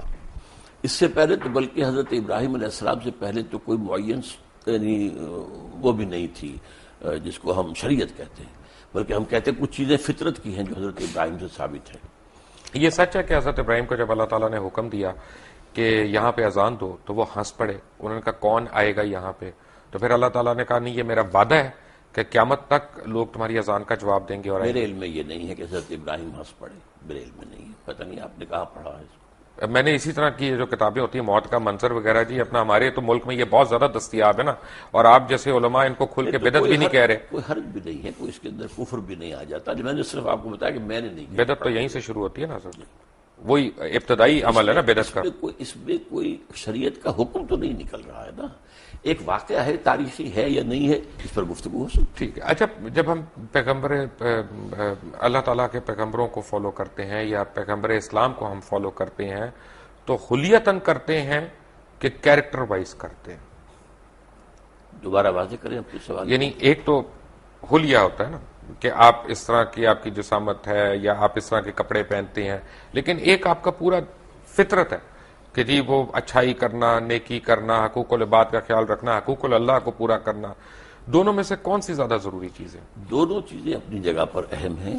ایک کا ہے معاملہ محبت کا، کہ حضور سے محبت کی وجہ سے ہم وضع قطع میں آپ کی پیروی کریں، آپ کی کرم اختیار کریں. جس سے بھی محبت ہوتی ہے آپ کو معلوم ہے دنیا میں ہے ہیرو ورشپ، تو اس حوالے سے یہ ہے کہ وہی وہ جلا کیپ جو ہے چل رہی ہے، یا گاندھی یا جواہر لال کٹ جو ہے وہ چل رہی تھی، باسکٹ وغیرہ وغیرہ. تو اس حوالے سے یا وہ ماؤ زے تونگ کا جو ہے وہ کوٹ خاص قسم کا. تو اس طریقے سے حضور کے بھی جو محبت کا تقاضا ہے تو اس میں آپ کے ان اداؤں کی بھی پیروی کی جاتی ہے. لیکن اصل شے تو وہ آپ جو شریعت لائے ہیں، جو احکام دیے ہیں، کسی شے کو حلال قرار دیا، کسی کو حرام قرار دیا ہے، کسی کو موقت کیا سنت میں، کسی کو غیر موقت کیا ہے. بعض کام ایسے بھی ہیں جو آپ نے کیے لیکن صحابہ کو روک دیا کہ مت کرو، حالانکہ وہ سنت تھی لیکن آپ نے روک دیا. صوم وصال کی ایک مثال ہے کہ آج فرض کیجیے آپ نے روزہ رکھا، شام کو افطار نہیں کیا، وہ روزہ کنٹینیو کرے ڈیورنگ دی نائٹ، اگلی صبح سے پھر وہ اگلی شام تک جا کر 2 دن کا یوم وصال، صوم وصال، 2 دن کا روزہ، کبھی 3 دن کا بھی آپ روزہ رکھ لیتے تھے. لیکن آپ نے صحابہ کو منع کیا. صحابہ نے کہا بھی کہ آپ خود رکھتے ہیں، ہمیں روکتے ہیں. آپ نے فرمایا ایکم مثلی ابھی تو عند ربی ہوا یسقینی یطعمنی و یسقین، تم میں سے کون مجھ جیسا ہے؟ میں تو اپنے رب کے پاس رات گزارتا ہوں، وہ مجھے کھلاتا پلاتا. تو یہ چیزیں ہیں تمام، ان پر علماء نے بڑی محنتیں کی ہیں، ہمارے فقہاء نے، محدثین نے، اور ہر چیز کا ایک درجہ جو ہے معین کر دیا گیا. کیونکہ یہاں پہ عام طور پہ یہ سمجھا جاتا ہے نا کہ ہم عربی لباس پہنتے ہیں، شلوار قمیض پہنتے ہیں تو یہ دین کے قریب ہے. حالانکہ حضور تو شلوار نہیں پہنتے تھے، حضور کا تو تہبند تھا. شلوار آپ کو پیش کی گئی اور آپ نے پسند کی کہ یہ اچھا لباس ہے، زیادہ ساتر ہے. یعنی تہبند کے اندر تو آدمی رات کے وقت جو ہے ہو سکتا ہے ننگا ہو جائے، شلوار میں تو ننگا نہیں ہوتا. لیکن آپ نے پہنی نہیں، وہ آپ کی کہتے ہیں سنت عادت، جو آپ بچپن سے پہنتے آئے تھے وہی آپ پہنتے تھے. اچھا، مجھے یہ بتائیں کہ آج کل ایک جو ہے نا ڈپلیسٹی ہو رہی ہے. میں کنفیوژن کا لفظ نہیں استعمال کرنا چاہتا، ڈپلیسٹی ہو رہی ہے. ہم ایک خاص ایک طرح کا اسلام ہم اس کو پروموٹ کر رہے ہیں، کچھ لوگ اس سے ایگری کرتے ہیں، کچھ نہیں کرتے. لیکن ہو یہ رہا ہے کہ اوور آل اسلام کا ایک جو تصور پوری یعنی میں کہوں گا کہ ویسٹ کے اوپر آ رہا ہے وہ کوئی فرینڈلی تصور نہیں ہے. وہ ہم دیکھتے ہیں، ہمارے پاسپورٹ دیکھتے ہیں امیگریشن کاؤنٹرز پہ ہمیں کھڑا کر دیتے ہیں. کیونکہ یہی ہم دھماکے کرنے والے بھی ہم، خود کش حملے کرنے والے بھی ہم. اب یہ تو میں مانتا ہوں کہ جو حملے کر رہے ہیں ان کے ساتھ زیادتی ہوئی ہوگی، ضرور ہوئی ہوگی، یا ان کا جہاد ہے جو بھی ہے، لیکن جو لوگ شہید ہو رہے ہیں، جن لوگوں کو مارا جا رہا ہے، وہ بھی تو معصوم ہے. کیا اس کی اجازت ہے؟ اصل میں یہ تو بڑا ایک سینسیٹیو سے کوشچن ہے میرے نزدیک. اب جو بھی اس میں شہید ہو رہے ہیں، مارے جا رہے ہیں، بہرحال وہ تو اس غلط طریقے پر کام ہو رہا ہے. لیکن وہ بات سمجھ لیجیے اصل میں کہ ہمارا جو اس وقت ویو ہے ویسٹ میں، وہ کس اعتبار سے، وہ اسلام کو ایز اے ریلیجن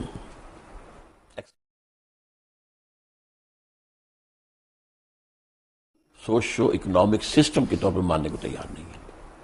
اور انہیں خطرہ یہ نظر آ رہا ہے کہ دنیا میں مسلمانوں کے اندر ایک دبی ہوئی چنگاری ہے. وہ جو علامہ اقبال نے ابلیس کی مجلس شورا میں جو ابلیس سے کہلوایا تھا کہ نہ مجھے اشتراکیت سے کوئی ڈر ہے اور نہ جمہوریت سے ہے، اگر کوئی خطر مجھ کو تو اس امت سے ہے، اس کی خاکستر میں ہے اب تک شرار آرزو.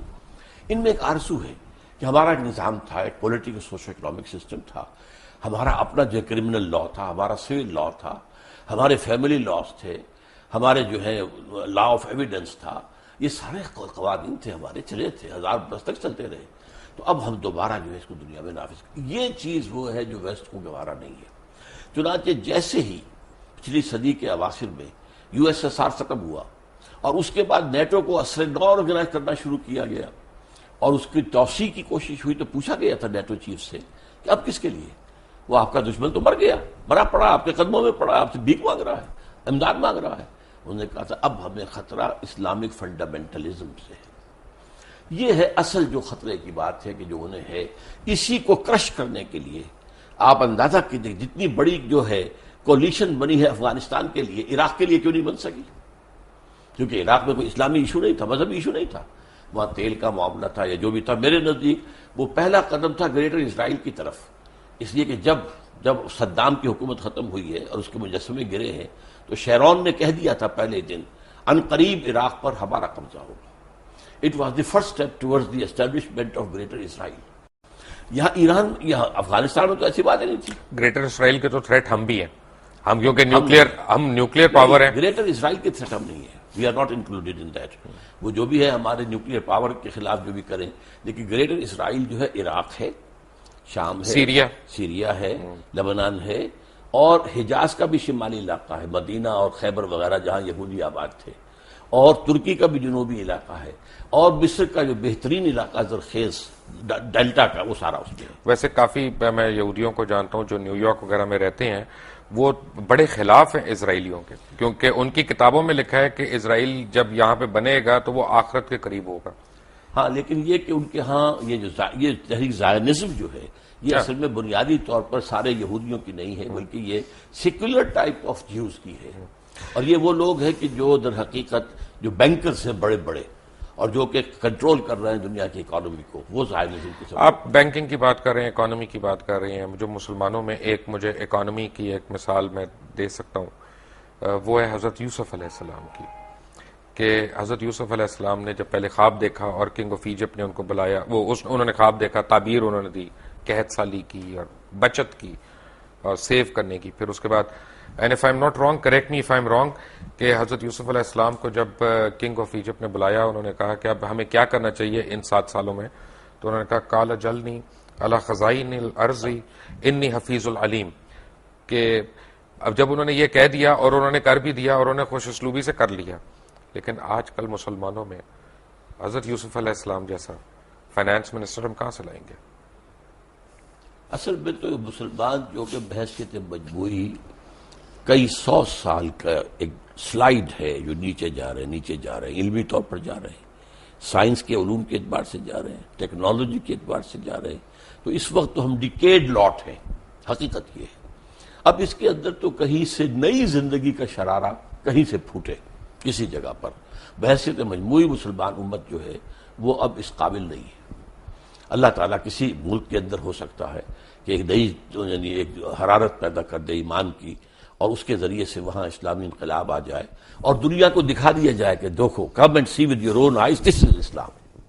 یہ ہے اسلام کا نظام of social justice, come and see it. جو کچھ تم نے پڑھا ہوا تمہیں دکھا دیا گیا ہے وہ نہیں ہے اسلام. اسلام تو یہ ہے, آؤ بس دیکھو.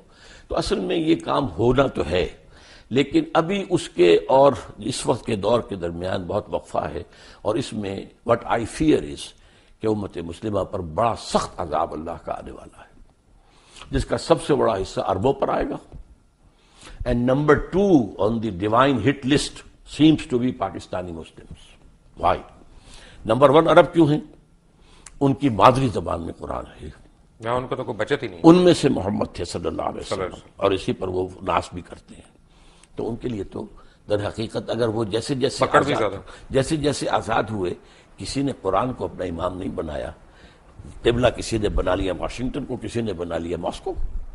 دے آر دا بگیسٹ کلپریٹس. لیکن ہمارا جو کانسیپٹ اور ہمارا معاملہ کیا؟ نمبر 2, ہم نے ایک ملک بنایا اسلام کے نام پر, لاکھوں آدمی قتل ہوئے, کروڑ انسان جو ہے ادھر سے ادھر ہوا ہے, 1 کروڑ سے کم ایسٹ پنجاب اور ویسٹ پنجاب کے درمیان. لیکن وہ اسلام کہاں ہے؟ جو اسلام آج ہمارے پاس ہے وہ تو بھارت میں بھی ہے, نمازیں وہاں بھی ہیں, مسجدیں وہاں بھی ہیں, اور ہماری حج فلائٹس ہماری جاتی ہیں, ان کی بھی جاتی ہیں. بلکہ مجھے بتایا گیا ہے کہ حج کا انتظام جو ہے وہاں, حج مشن جو ہے ہندوستان کا, وہ کہیں بہتر ہے پاکستان کے حج مشن سے. تو اب ہمارا جو لیڈر کا کانسیپٹ ہے, جو اسلام ہمیں لیڈر کا کانسیپٹ دیتا ہے, وہ تو ہے امر بالمعروف اور نہی عن المنکر. وہ کہاں سے ہم لائیں؟ انقلاب کے بعد ہوگا, اس سے پہلے تو نہیں. You have to bring about a revolution first.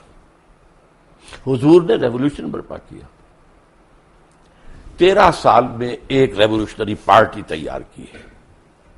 دعوت ہے, تربیت ہے, تزکیہ ہے, تعلیم ہے, اور منظم کرنا ہے. ایک امیر کا حکم مانو. اس کے بعد باطل سے ٹکرایا ہے. اقبال کا ایک شعر جو ہے بہت عظیم ہے, با نشہ درویشی در ساز و دمادم زن, چو پختہ شوی خود را بر سلطنت جم زن. حضور کی حیات طیبہ کو 2 مصروں میں لے آیا اقبال. مکی دور کیا تھا؟ درویشی, دعوت, تبلیغ, نصیحت, واعظ. کوئی پاگل کہہ گیا, ٹھیک ہے کہہ گیا تو کہہ گیا, کسی نے مجنون کہہ دیا, ٹھیک ہے, مارا جا رہا ہے, صبر کرو, ہاتھ نہ اٹھاؤ. No raising of hands, even in self-defense. For 12 long years, it was the order of the day. پھر جب ایک جماعت تیار ہو گئی کہ جو اصل میں جو اپنی سرفروشی کے لیے تیار تھے, سب کچھ دینے کے لیے تیار تھے, باطل سے ٹکرائے. با نشہ درویشی در ساز و دمادم زن, 12 سال. جو پختہ شوی خود را بر سلطنت جم زن. جب تیار ہو جاؤ تو اپنے آپ کو سلطنت زم سے ٹکرا دو. وہ ٹکر ہے جو پھر شروع ہوئی ہے مدنی دور میں آ کر, اور قتال شروع ہوا ہے, جنگ شروع ہوئی ہے. سینکڑوں صحابہ نے جانیں دی ہیں, حضور زخمی ہوئے ہیں, حضور کے دندان مبارک شہید ہوئے ہیں, خون کا فوارہ چھوٹا ہے, اور آپ کا خون اتنا گیا ہے کہ آپ بے ہوش ہو گئے ہیں, معلوم مشہور ہو گیا کہ آپ تو شہید ہو گئے. یہ ہے ریولیوشنری پروسیس. اس ریولیوشنری پروسیس سے کسی جگہ پر عالم اسلام میں کسی جگہ پر, افسوس یہ ہے کہ ہم نے پاکستان اسی لیے بنایا تھا. اقبال کا تھاٹ یہی تھا, 1930 کے خطبے کی جان یہی تھی کہ انہوں نے اولاً مسلمانوں کی مسلم نیشن ہوڈ کو تمام جو بھی سوشولوجیکل جو بھی ہو سکتے ہیں فکر, اس کے حوالے ثابت کیا کہ مسلمان ایک علیحدہ قوم, کسی بڑی قوم کی نظم نہیں ہو سکتے. نمبر 2, انہوں نے پیشین گوئی کی کہ ہندوستان کے شمال مغرب میں ایک اسلامی ریاست قائم ہوگی. اور نمبر 3, انہوں نے کہا اگر ایسا ہو گیا تو ہمیں موقع ملے گا کہ اسلام کے چہرے پر جو بدنما داغ اور دھبے آ گئے ہیں دور عرب امپیریلزم میں, یہ بنو امیہ اور بنو عباس جنہیں ہم خلفاء کہہ دیتے ہیں, یہ تو عرب امپیریلزم تھا. اس امپیریلزم کے اندر جو تصویر آتی ہے اسلام کی, دنیا اس کے حوالے سے اسلام کو جانتی ہے. یہ دھبے ہٹا کر پھر خلافت راشدہ کا نظام دوبارہ دنیا میں قائم کرنا, that was the Pakistan ideology. But we have failed, badly failed. Why? لمبی داستان ہے, بہت بات. میں سمجھتا ہوں کہ ان میں اصل میں ایک تو جو مسلم لیگ کی تحریک کے اندر کچھ انہیرنٹ ویکنیسز تھیں وہ سامنے آئی. مسلم لیگ کی تحریک ایک تحریک تھی, موومنٹ جو آندھی کی طرح آتی ہے اور بگولے کی طرح نکل جاتی ہے. تحریک جو ہے اس کے ساتھ جب تک کہ کوئی مضبوط جماعتی ڈھانچہ نہ ہو, کارڈرز, معین کارڈرز کے ساتھ ایک مضبوط جماعت, وہ آگے نہیں چل سکتی. یہی فرق تھا مسلم لیگ میں اور کانگریس میں. کانگریس ایک مضبوط جماعت تھی, اس کے کارڈرز تھے, اس کا نظم تھا. مسلم لیگ کا نہیں تھا معاملہ, وہ تو ایک تحریک تھی. اور در حقیقت ایک چونکہ ایمرجنسی کی حالت پیدا ہو چکی تھی کہ مسلمانوں نے ہند کا کیا جو ہے مستقبل ہوگا, تو اس حوالے سے پاکستان بنتے ہی مسلم لیگ تو ختم ہو گئی, جسٹ میلٹڈ اوے. اور اس کے بعد کیا ہوا؟ چونکہ مسلم لیگ کی زیادہ قیادت مائنورٹی پروونسز سے آئی ہوئی تھی، ظاہر بات ہے کہ یہاں کے سنز آف دی سوائل تو وہ نہیں تھے، اب مرنا بھی تھا، ایک ایک کر کے مر گئے، اور ظاہر سے پھر یہاں پر تو سارا معاملہ جو آیا ہے پھر وڈیروں کے ہاتھ میں آ گیا، بیوروکریسی کے ہاتھ میں آ گیا، اور اس میں ایک بہت بڑی غلطی مولانا مودودی سے ہوئی، وہی جس کا پہلے ذکر ہو چکا ہے۔ وہ پاکستان موومنٹ سے علیحدہ رہے، انہوں نے ساتھ نہیں دیا، انہوں نے کہا کہ ہم ایک اصولی اسلامی تحریک جو ہے وہ برپا کر رہے ہیں، لیکن پاکستان میں آ کر ان سے غلطی ہوئی، انہوں نے الیکشن میں حصہ لے کر اور ایک پولیٹیکل پارٹی بنا دیا، اور نتیجہ کیا ہوا؟ اب گویا کہ اسلام ایک پولیٹیکل ایشو بن گیا۔ اس سے پہلے مولانا مودودی مطالبہ لے کر کھڑے ہوئے تھے اسلامی دستور کا، اس وقت تک چونکہ جماعت پولیٹیکل پارٹی نہیں تھی تو تمام حلقے جتنے تھے مذہبی انہوں نے ان کا ساتھ دیا۔ ایک غلطی یہ تھی، کیا؟ کانسٹیٹیوشن 1973 کا جو پروگرام شروع ہونے سے پہلے میں آپ سے ذکر کر رہا تھا، جس میں آپ نے مجھ سے پیج پوچھا تھا، میں نے پیج 129 آپ کو کوٹ کیا تھا۔ جب ہم بریک سے آئیں گے تو ہم اس کے اوپر بات کریں گے کہ اسلام ممانعت کرتا ہے بڑی سختی سے فرقہ بندی کی، ہمارا آئین جو ہے فرقوں کو ریکگنائز کر رہا ہے، اور چاہے وہ انفرادی طور پہ کر رہا ہے چاہے وہ اجتماعی طور پہ کر رہا ہے۔ ڈاکٹر صاحب میں نے آپ کو کانسٹیٹیوشن دکھایا، اس میں پریمبل میں ایک چیز لکھی ہوئی ہے کہ wherein the principles of democracy, freedom, equality, tolerance and social justice as enunciated by Islam shall be fully observed۔ اور دوسرا آگے پیج 129 پہ اسلامک پروویژنس کے اوپر لکھا ہے کہ in the application of this clause to the law of any Muslim sect, the expression Quran and Sunnah shall mean the Quran and Sunnah as interpreted by the sect۔ تو پہلی بات تو یعنی دو سوال، ورڈ پرسنل لا وہ اب کہاں گیا؟ Personal law, personal law of any Muslim اس کو سیکٹ۔ کہیے۔ پہلا تو یہ ہے کہ ڈیموکریسی اور اسلام جی ان کا مجھے تو تضاد لگتا ہے۔ مجھے نہیں لگتا، میں بتاتا ہوں آپ۔ بسم اللہ۔ Democracy as such is kufr and shirk. It is based on the principle of popular sovereignty. Islam میں sovereignty belongs to God. اللہ بالکل سروری زیبا فقط اس ذات بے ہمتا کو ہے، حکمراں ہے ایک وہی باقی بتانے آسری۔ اچھا، اس کا نتیجہ کیا ہے؟ اللہ کی کتاب اور اس کے رسول کی سنت، اس کی پابندی کرنی پڑے گی۔ اس کے اندر امرہم شورا بینہم، جہاں اللہ اور اس کے رسول کا کوئی حکم نہیں ہے وہاں بھی مشورے سے معاملہ طے کر لو۔ کوئی اتھارٹیرینزم، کوئی ڈکٹیٹرشپ نو، کوئی ڈائنیسٹی نو، امرہم شورا بین۔ دس از جمہوریت، اسلامی جمہوریت۔ You can say it's a controlled democracy, limited democracy. Limited by the injunctions of the Quran and the Sunnah, not by any person or any dynasty or any monarch, no whatsoever, by injunctions of the Quran and Sunnah۔ میں اس کی مثال دیا کرتا ہوں، بہت سادہ سی ہے، 2 minute میں ذرا لے لیجئے کہ اگر آپ کے پاس ایک گھوڑا ہے، آپ چاہتے ہیں کہ وہ بھاگے بھی نہ لیکن یہ کہ جڑ بھی نہ جائے اس کے ہاتھ پاؤں، تو آپ نے 200 گز کی رسی سے باندھ دیا ایک کھونٹے کے ساتھ۔ اب ایک سرکل وجود میں آ جائے گا 200 یارڈز جو ہے ریڈیس کا، اس میں گھوڑا آزاد ہے، مشرق جائے، مغرب جائے، شمال جائے، جنوب جائے، 150 گز جائے، 200 گز سے ایک گز نہ ادھر نہ ادھر نہ ادھر نہ ادھر۔ This is Islam. Injunctions of the Quran and Sunnah, that is the circle, you can't cross it. لا تعتدوا حدود اللہ، تلک حدود اللہ فلا تعتدوها، تلک حدود اللہ فلا تقربوها۔ یہ حدود اللہ ہیں، اللہ اور اس کے رسول کی سنت، اور اس کو آپ نے البتہ اس کے اندر، اب اس کے اندر فرض کیجئے کہ ایک گھر کے اندر آپ ایک پارٹی جو ہے وہ دینا چاہتے ہیں لوگوں کو، آپ اس کے اندر بھائی ڈرنک کیا دی جائے، ایک چیز ختم ہو جائے گی، شراب نہیں دی جائے گی، وہ حرام ہے، وہ دائرے سے باہر نکل گئی۔ اب 7 اپ دیں، روح افزا دیں، کیا دیں، وہ آپس میں مشورے سے طے کر لیں۔ دائرے کے اندر جو کچھ ہے مباح ہے، اس مباح میں آپ اپنے مشورے سے بھائی counting votes you can decide. So this is Islamic democracy. ٹھیک ہے، الحمدللہ۔ اپنا مجھے اس میں کوئی اعتراض نہیں ہے، یعنی ان سینس کہ خدا نخواستہ ہو بھی نہیں سکتا، لیکن میرا مطلب ہے کہ میرے حساب سے تو ڈیموکریسی اور جو موجودہ ڈیموکریسی ہے کہ اس کا تضاد ہے، ہیومن ساورنٹی، کیونکہ اگر میرے لیے حضور صلی اللہ علیہ وسلم کی ذات ایک طرف، ان کا حکم ایک طرف، پوری کائنات ایک طرف، بالکل میں تو اس طرف جاؤں گا۔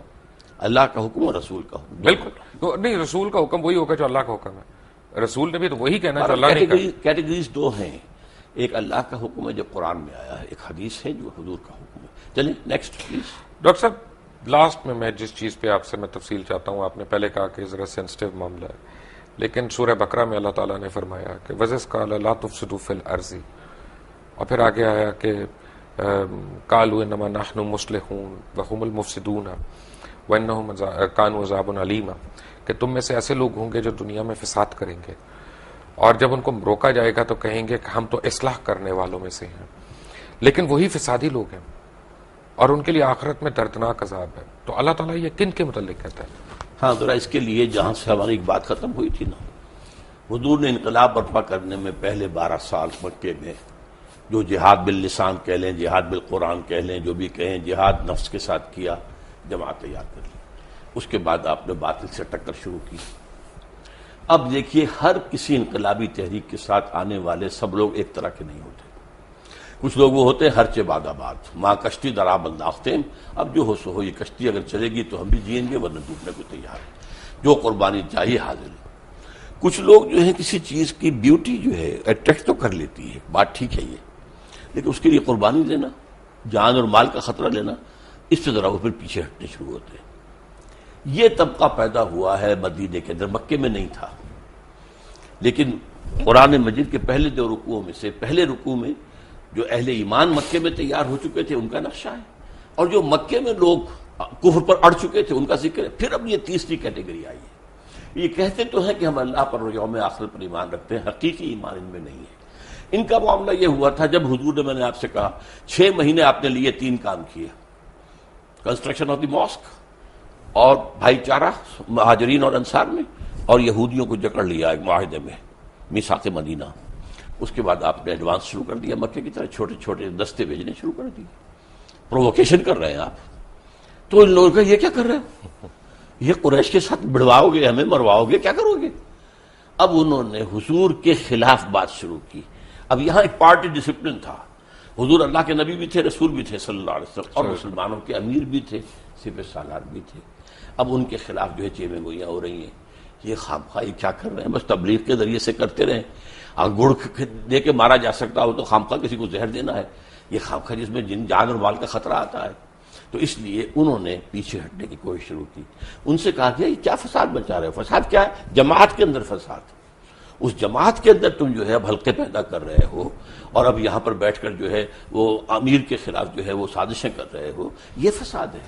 ان کا نہیں، ہم تو در حقیقت اصلاح کرنے والے ہیں، ہم کہتے ہیں کہ تم کیوں قریش سے ٹکرا رہے ہو، فساد تو تم پیدا کر رہے ہو، ہم تو نہیں کر رہے۔ لیکن انہوں نے کہا کہ اصل میں مفسد یہی ہے، اس لیے کہ وہ تو اس بڑے فساد کو ختم کرنے کے لیے جہاد کرنا پڑے گا، اب شرک کے خاتمے کے لیے اور اللہ کی حکومت قائم کرنے کے لیے۔ اس لیے کہ اللہ تعالیٰ نے 3 مرتبہ حضور کے لیے فرمایا ہے قرآن میں، هو الذی ارسل رسولہ بالہدی ودین الحق لیظہرہ علی الدین کلہ، کسی اور نبی کے لیے یہ الفاظ نہیں آئے، بھیجا ہی اس لیے تاکہ اس دین حق کو نافذ کرے اور غالب کرے، لہذا آپ کو تو یہ کام کرنا ہی کرنا تھا۔ تو اس وجہ سے انہوں نے جب کہا گیا، ان سے کہا گیا آمنوا کما آمن الناس، مت دیکھو دوسرے لوگوں کو، دیکھو وہ ایمان لائے، یہ دیکھو ابو بکر ہیں، عمر ہیں، فلاں ہیں، طلحہ ہیں، زبیر ہیں، علی ہیں، حمزہ ہیں، ہاں تم بھی ایسے ہی ایمان۔ ان کا یہ تو بیوقوف لوگ ہیں، انہیں اپنے مفاد کی فکر ہی نہیں، نہ یہ دائیں دیکھتے نہ بائیں دیکھتے، جسے ہم کہیں گے فینیٹکس، یہ تو فینیٹکس ہیں، پاگل ہیں، انہیں اپنے مفادات کی اور اپنی مصلحتوں کا فکر ہے، ہم تو ایسے بیوقوف نہیں ہیں۔ یہ ہے سارا پس منظر اس کا کہ یہ منافقین تھے، اور منافقین میں بھی ایک خاص بات نوٹ کریں گے کہ وہاں ایمفیسس کیا ہے، وَمِنَ النَّاسِ مَن يَقُولُ آمَنَّا بِاللَّهِ وَالْيَوْمِ الْآخِرِ، رسول کا ذکر نہیں ہے۔ اصل مسئلہ کیا تھا، رسول کی اطاعت ان کو بڑی شاخ تھی، اور بلکہ وہ یہ بھی کہتے تھے کہ ابھی قرآن میں تو حکم آئی نہیں، اور انہوں نے پہلے شروع کر دی چھیڑ چھاڑ۔ پھر سورہ محمد نازل ہوئی ہے، اور اس میں یہ ہے کہ پورا قتال کا حکم آ گیا ہے، اب وہ لاجواب ہو گئے۔ لیکن یہ ہے کہ وہ بہرحال اپنے جس کو آپ کہتے ہیں ڈریگنگ دی فیٹ، کہ وہ اب اس معاملے میں آگے نکلنے کو آنے کو تیار نہیں تھے، پیچھے ہٹنے شروع ہو گئے۔ یہ وہ طبقہ تھا۔ جب تک کہ آپ حضور کی سیرت کو ایک ڈائنامک اور انقلابی انداز میں نہیں سمجھیں گے، آپ کو سمجھ میں نہیں آئے گا۔ ایک چلتے چلتے میں ایک آپ کو میں سوال پوچھوں گا، حالانکہ میں نے کہا تھا لاسٹ کویسچن، کہ آپ یہ نہیں سمجھتے کہ ہم مسلمانوں کا ایک المیہ یہ ہے کہ ہمیں اپنے دین کا ہی نہیں پتہ، نہ ہم پتہ کرتے ہیں، بس سینہ بسینہ جو کہاوتیں ہماری چلی آ رہی ہوتی ہیں ان پہ ہمارا پورا ایمان بیسڈ ہے، خود ہم تحقیق نہیں کرتے، خود قرآن مجید کو پڑھتے نہیں، تفاسیر کو نہیں کھولتے، اور یہ کمی ہے بڑی ہم سیریس۔ آپ کی اس بات سے 100% اتفاق ہے۔ میں نے اپنی زندگی کے 50 برس اسی کام میں لگائے، کہ قرآن پڑھوں اور پڑھاؤں، سیکھوں اور سکھاؤں، سمجھوں اور سمجھاؤں. خاص طور پر ایجوکیٹڈ لوگ، ڈاکٹرز ہیں، ایم بی بی ایس ہیں، پی ایچ ڈیز ہیں، انجینئرز ہیں، جو شعور رکھتے ہیں. کم سے کم 100 ایسے نوجوان تیار کر چکا ہوں، ہائیلی کوالیفائڈ، جو میری ہی طرح درس قرآن اب دے رہے ہیں، اور میں نے اپنی زندگی اس کام میں لگائی. لیکن پھر یہ کہ میں نے اس کے بعد اب صرف ایک علمی بات نہیں ہے، یہ ایک اکیڈمک چیز نہیں ہے، بلکہ قرآن کی دعوت اور اس دین کو قائم کرنے کے لیے جماعت قائم کی ہے تنظیم اسلامی کے نام سے، بیعت کی بنیاد پر قائم کی ہے، جو آج کی دنیا میں بہت ہی لوگوں کے لیے حیرت انگیز بات ہے. آپ کے پرنانا نے بیعت کی تھی مولانا ابوالکلام آزاد کے ہاتھ پر، بیعت کی بنیاد پر حزب اللہ بنی 1913 میں. لیکن اس کے بعد تو معاملہ غلط. مولانا مودودی نے جماعت بنائی، بیعت کا معاملہ نہیں کیا. ہم نے بنائی ہے بیعت کی بنیاد پر ہے، اور بیعت بھی ایک حدیث صحیح، بایعنا رسول اللہ صلی اللہ علیہ وسلم علی السمع والطاعۃ فی العسر والیسر والمنشط والمکرہ وعلی اثرۃ علینا وعلی الا ننازع الامر اہلہ وعلی ان نقول بالحق عندما كنا لا نخاف فی اللہ لومۃ لائم. یہ متفق علیہ روایت ہے بخاری اور مسلم کی. حضرت عبادہ بن ثابت فرماتے ہیں ہم نے بیعت کی تھی اللہ کے رسول سے، آپ کا ہر حکم سنیں گے اور اطاعت کریں گے، چاہے مشکل ہو چاہے آسان، چاہے ہماری طبیعتیں آمادہ ہوں چاہے ہمیں اپنی طبیعتوں پہ جبر کرنا پڑے، چاہے آپ دوسروں کو ہم پر ترجیح دے دیں. ہم یہ نہیں کہیں گے کہ آپ نے نوبارد کو ہم پر امیر بنا بیعت تو دیا. بیعت ہے نا، بیعت میں تو کوئی کوشچنز نہیں ہوتے. اور یہ البتہ جہاں بھی ہوں گے حق بات ضرور کہیں گے، رائے ضرور دیں گے. اور اس وجہ سے خامخواہی بات پہ لوگ ہنسی پڑیں گے کہ دیکھو یہ کیا کہہ رہا. نہیں، لا نخاف فی اللہ لومۃ لائم، بات اپنی حق کہہ دینی ہے، لیکن فیصلہ امیر کا ہوگا. یہ بیعت ہے جس پر کہ ہم نے تنظیم اسلامی قائم کی ہے. ڈاکٹر صاحب آپ کا بہت بہت شکریہ، آپ آئے اور آپ نے مختلف سوالوں کے جوابات دیے، اور میں آپ کا بالخصوص اس وجہ سے شکر گزار ہوں کیونکہ ہمارے بڑے اچھے اچھے نامور علماء جو ہیں سیاست کے اوپر بات کرنا پریفر کرتے ہیں، مذہب کے اوپر بات کرنا پریفر نہیں کرتے. اور جب ہم مذہب کے اوپر بات کرتے ہیں تو ہماری اپنی جستجو ہوتی ہے، ہمارا جو حصول شوق علم ہے وہ جو ہے ہمیں کیا کہتے ہیں سختی سے مائل کر رہا ہوتا ہے کہ نہیں یہ پوچھنا ہے یہ پوچھنا ہے. خدا نہ خواستہ اس کا مقصد گستاخی نہیں ہوتا، کہیں ایسا نہ آپ سمجھیے گا. میں چلتے چلتے اپنے ناظرین کو ایک بات کہوں کہ جیسے میں نے سورہ غاشیہ کی ایک آیت کی میں ایک انٹرپریٹیشن ڈاکٹر صاحب کو دے رہا تھا، تو ایک حدیث نبوی ہے، میں اس کی اکثر لوگوں کو بات بتاتا ہوں اپنے دوستوں کو کہ علم حاصل کرنے کے لیے چین بھی جانا پڑے تو جاؤ، علم کی جستجو اس کے لیے اگر چین بھی جانا پڑے تو جاؤ. تو وے آئی لک ایٹ اٹ وہ یہ ہے کہ حضور انور صلی اللہ علیہ وسلم تو اس وقت مکے میں تھے یا مدینے میں اس وقت تشریف رکھتے تھے جب یہ حدیث آئی. تو چائنا کیوں جائیں جبکہ ساری دنیا ساری کائنات کا علم جو ہے وہ عرب کے اندر ہے، تو چائنا کیوں جائیں؟ بات یہ ہے کہ ایک تشبیہ تھی کہ آپ چائنا جا رہے ہیں، پہلے آپ ایک ریگستان کراس کر رہے ہیں، اس کے بعد آپ ایک سمندر کراس کر رہے ہیں، اس کے بعد ایک ماؤنٹ ایوریسٹ آپ کراس کر رہے ہیں. تو دنیا میں 3 سب سے بڑے آبسٹیکلز ہیں، اگر وہ آگے پیچھے کھڑے ہیں تب بھی ہوں سائڈ بائی سائڈ تب بھی آپ علم کے حصول کے لیے جائیں. تھوڑی سی غلطی ہے، سمندر بیچ میں کوئی نہیں آتا تھا. جی سمندر بیچ میں کوئی عربین سی ہے نا، عربین سی نہیں. آپ اگر عرب سے چلیں گے تو سارا خشکی کا راستہ ہے. ایک تو آپ کا میپ ہر جگہ کے پڑے ہوئے ہیں. ڈاکٹر صاحب کے میپ سے چلیں گے جی، ہم انشاءاللہ اپنے میپ سے نہیں جا سکتے، آپ کے پیچھے پیچھے چلیں گے. ڈاکٹر اسرار احمد آج ہمارے درمیان تھے. Until tomorrow.